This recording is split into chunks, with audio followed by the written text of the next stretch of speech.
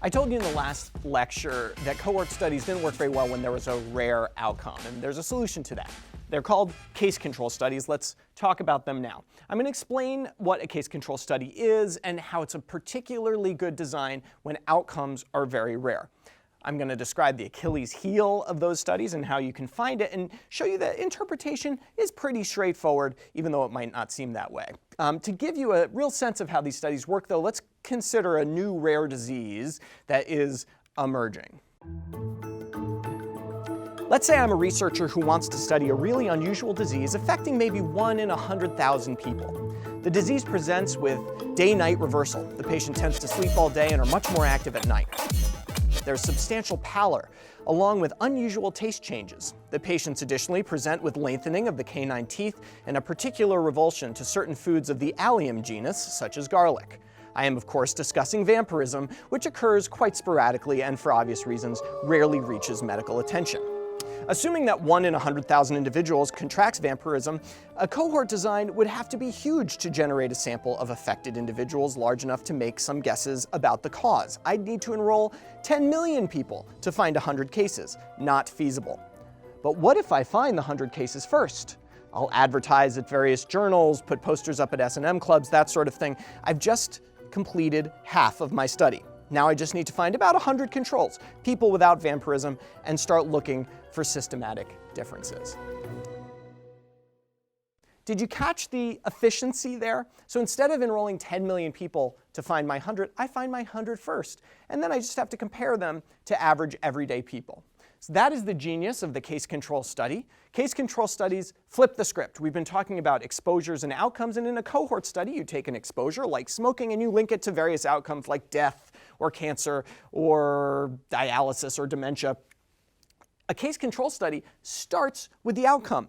Find the outcome, like people with Alzheimer's disease, and then look backwards in time and see what were they exposed to in the past that can link to this outcome. Now, in a cohort study, we know the exposure and are interested in what outcomes may occur. In a case control study, we know the outcome and we're interested in what exposures may occur. This is particularly useful when many potential exposures are possible. So when we don't know what the cause of a disease is, right? We see a new disease, we have no idea what's going on, we have no hypothesis what could be causing it. Really useful. So let's look at a medical study that was done with this case control design. In this case, we're talking about oral contraceptives, that's the pill, and the risk of venous thromboembolism. That means blood clots in the legs or lungs. So this is a really rare outcome. Only 14 out of 10,000 women who take the pill might develop a blood clot. And so you would have to enroll a huge number of people to do this in a cohort type design. You know, maybe 1 million women taking the pill to find enough blood clots to make any meaningful inferences. So that's an inefficient study design. What's the case control design here?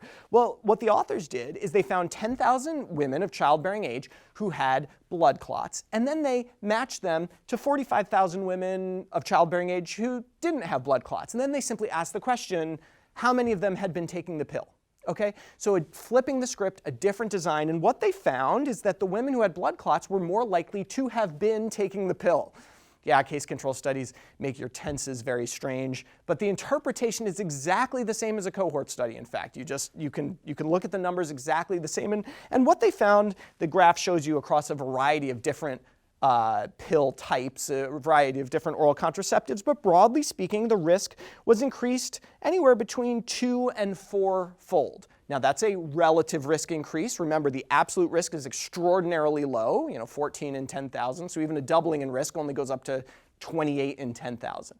But they never would have been able to detect this with a cohort design. Case control is the appropriate choice when you have a rare outcome.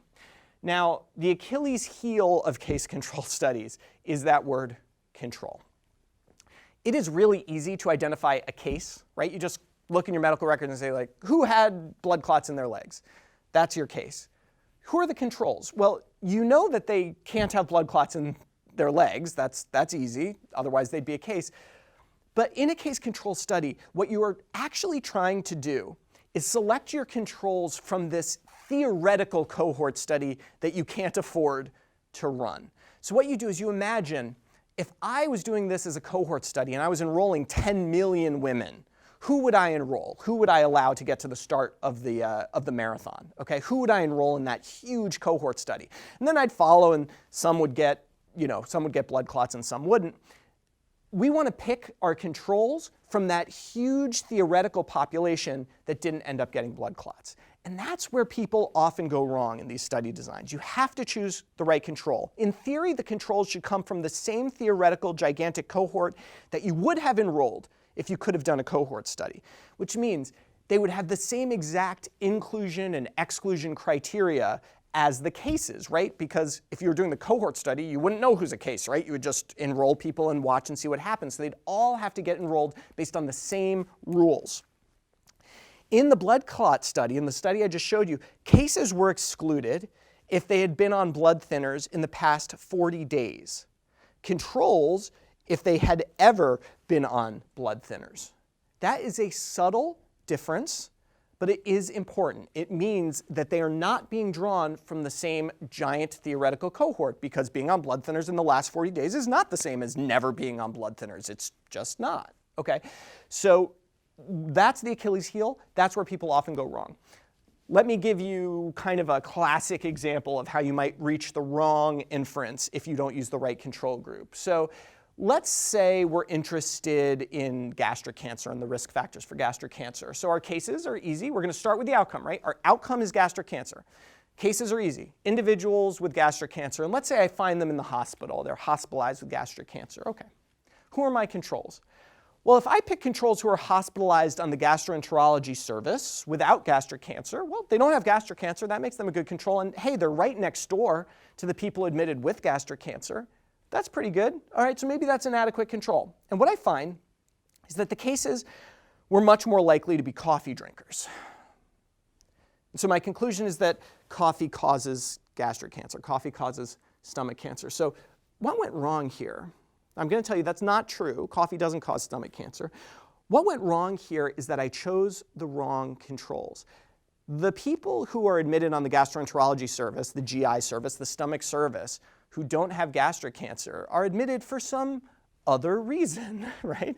Maybe they have peptic ulcer disease. Maybe they have horrible indigestion. Who knows? But they might be less likely to drink coffee on the basis of their other stomach disease, okay? So we're not actually seeing a causative effect here. Where I went wrong is that the controls I picked were not from the same theoretical huge cohort that gave rise to the gastric cancer cases. What's the huge cohort that gave rise to the gastric cancer cases? Well, presumably, people from the community who were at risk of gastric cancer for whatever reason, right? And they got hospitalized after the gastric cancer diagnosis. So my controls probably should have been people from outside the hospital, potentially. So by picking the wrong controls here, I got the wrong conclusion. So you always have to ask yourself, is this coming from the same theoretical cohort that gave rise to my cases? If not, it's not a good case control study. What are the case control pitfalls? Well, the exposures aren't randomized. I mean, only randomized trials have randomized exposures. You hear me hitting this over and over again. So confounding, those third factors are always present. The other thing to remember about case control studies is they are by definition retrospective. Remember we talked about cohort studies being prospective, where you get to measure whatever you want as the race is going, or retrospective, which is you're watching a videotape of the race. Well, case control studies are always retrospective because the outcome has to have happened, because that's how you define your cases. So you really never get to go back in time and measure interesting novel things. A lot of times you actually have to ask the patients what they were exposed to, right? So you take a patient with gastric cancer and you ask, oh, how much coffee did you drink? That is subject to particular bias called recall bias, which we'll talk about more in a later lecture. But you might imagine that people with gastric cancer might be thinking a lot harder about what they ate and drank, and might remember drinking more coffee than people without gastric cancer, right? And so you may actually find false associations based on that recall bias in the context of a case control study. So what are our take-home points? Case control studies are useful designs when outcomes are rare or the relevant exposure is unknown. They should be thought of as an efficient analysis of a larger theoretical cohort study that you weren't able to do. They are necessarily retrospective, and they depend entirely on identification of the proper controls. That's where people go wrong. I'll see you next time.